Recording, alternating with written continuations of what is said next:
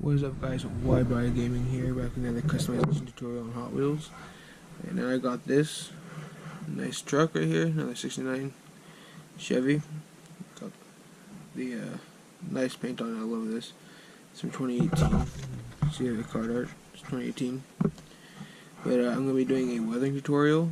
Right now I am using a brush with some black paint. And then I got this. I got the Tamiya weathering master kit, whatever it's called. I don't know how to pronounce it. It's a Japanese company, I think. And it's C because it has the rust color. I use C personally because it has the rust color, and then two like metal colors that can also work as like a primer color when mixed together.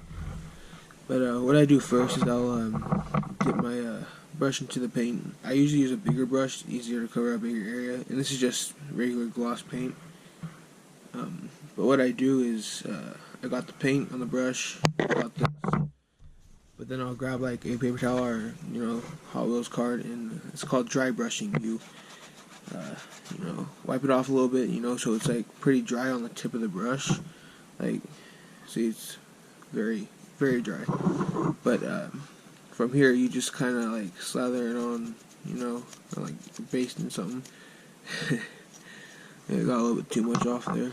But yeah, see, so when you wipe it off onto the car, it kind of gives it like the paint's like wearing down almost. But this does waste a little bit of your paint. I mean, not too much, but it does waste some. So I don't know if there's other methods. You could probably find some other methods on YouTube. But see, it kind of gives it like a weathering effect, Do it on this side. Here. Start that out, paint again. But, oops, sorry. Drop the camera. But yeah, try to just get it everywhere, especially on like the body lines. It's really important to get on the body lines. Pretty much everywhere you can. And you can, of course, always do more based on how weathered you're trying to get it to look. But, like, yeah, even in the wheel wells, the back of the truck, everywhere. Want to brush everywhere. Then you can start to see it gives the effect of, like, weathered paint. It's not as glossy anymore. Sometimes I'll just dab it on, especially on like decals and stuff. Just dab it on, it'll make it darker, and definitely a weathering effect. Just a little bit more. Dang it, camera roll. Can't stop now. But yeah, just try to get everywhere. I mean, some spots, of course, if you'll make it more realistic, not all spots are going to be weathered. There'll be some spots out of it, but dang it, man! I was. Here we go. There. Okay, and so yeah, there we go. Clean your brush off, of course, but don't care. But yeah, see, it's a lot less glossy. Definitely looks weathered. Then I'll get my kit. Oh God, how does this open? I forgot. There we go. And it comes with this brush right here. Of course, I've been using it quite a bit, and this thing fell out. It's pretty cheap, but this thing came out and just super glued it back in.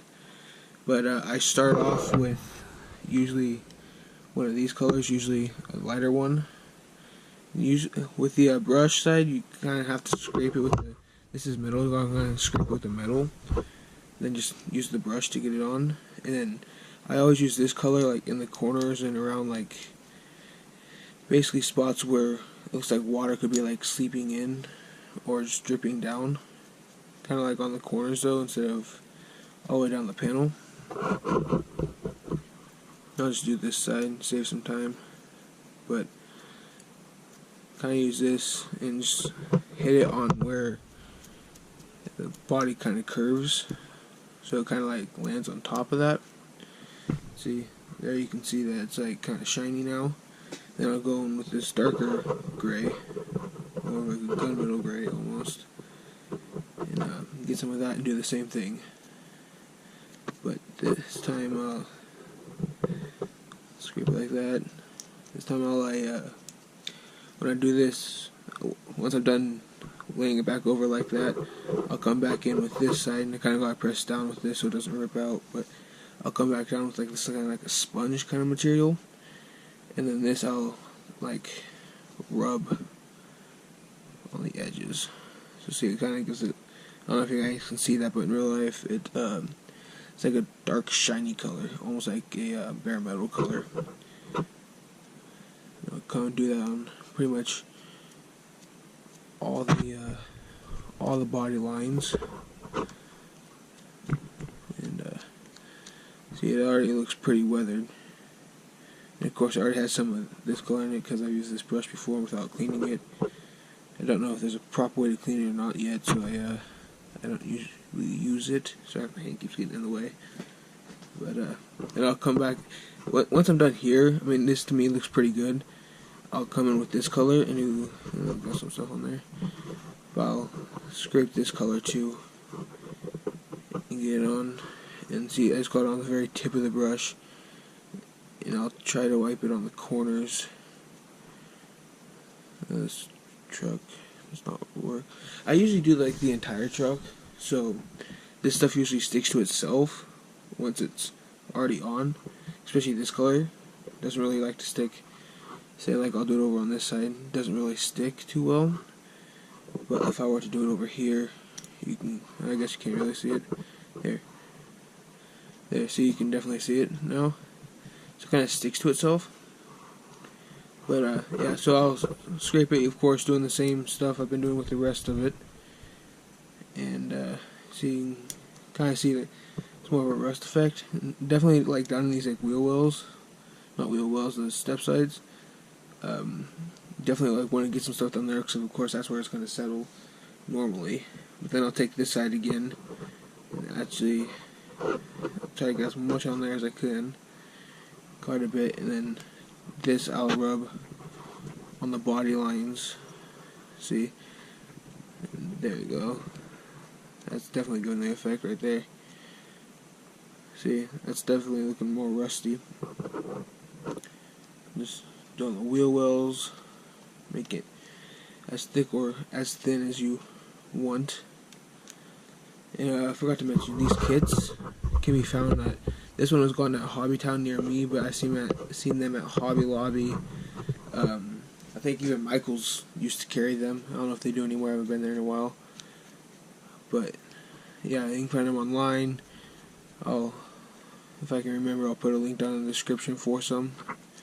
And try to get back in, of course, get back in the spots that are kind of easy to miss.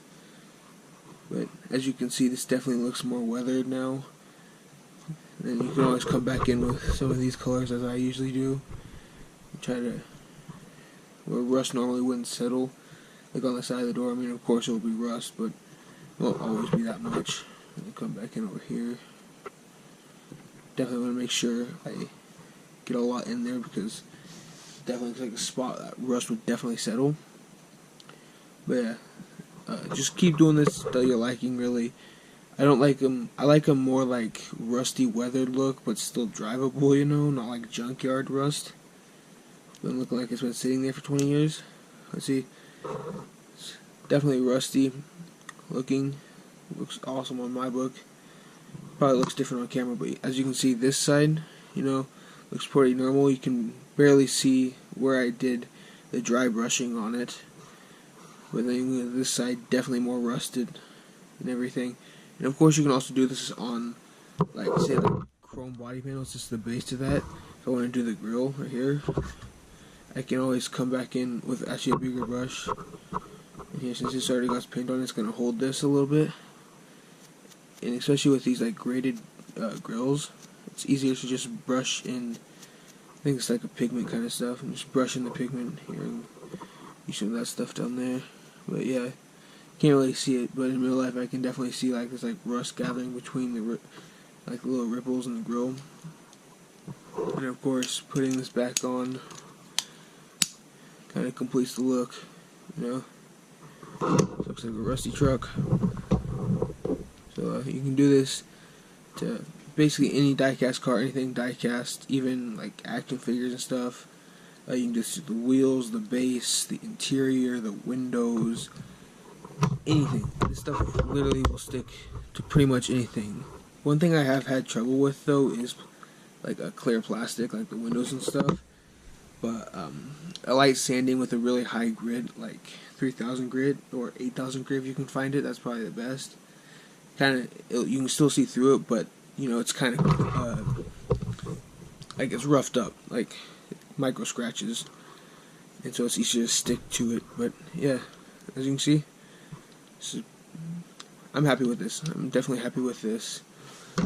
But I want to give a quick shout out to this guy right here, Tim Mulholland. I hope I'm pronouncing that right. He gave me this idea to do this video, the rust effect or weathering effect. And another person I want to give a big shout out to is this guy right here, Crab and Science, William Osmond. Another amazing YouTuber. Love his videos. Always makes the most hilarious stuff. Makes hilarious videos. But unfortunately, he lost his house in a fire. But I will be leaving a GoFundMe down in the description, most definitely. I will not forget that. Like, so much will help. I think he's already raised like 35,000. But yeah, he only wanted 10,000. But like, try to give him as much as you can. Here, see if we can find his most recent video. Right here.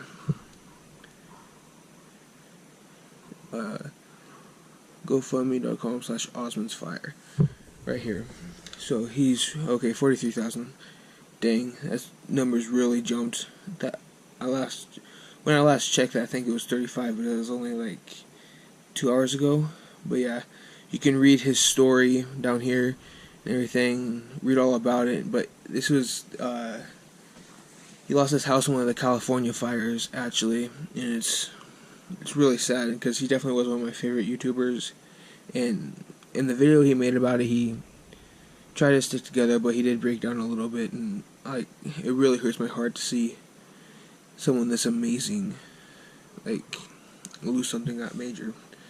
So anything helps, guys. Really, $1 to really anything will help this guy. So if you can, please go donate, like, subscribe, and later I'll be uploading a video all about this actually. And then I'll be doing one about lowering cars, because I've already done camber, but somebody was asking about lowering cars. And then, what was the other one? I don't remember. I'll say it in the next video, but yeah, so we'll get lowering cars next on a tutorial. That should be quite easy. I've already done camber, like I said. Got the rust. But really, anything helps with this guy. Anything. Like, I can't stress that enough. He's definitely like one of my favorite YouTubers, especially like in-person YouTubers that actually like don't do gaming and stuff. Like, his videos are truly amazing. Go check him out. I'll leave a link in the description down below. But yeah, like, subscribe, and go follow me on Instagram at WUC_widebody. I'll leave a link down there, and I'll also leave a link to the guy that recommended this video. So if you can go give him a follow too. Thanks, guys. See ya.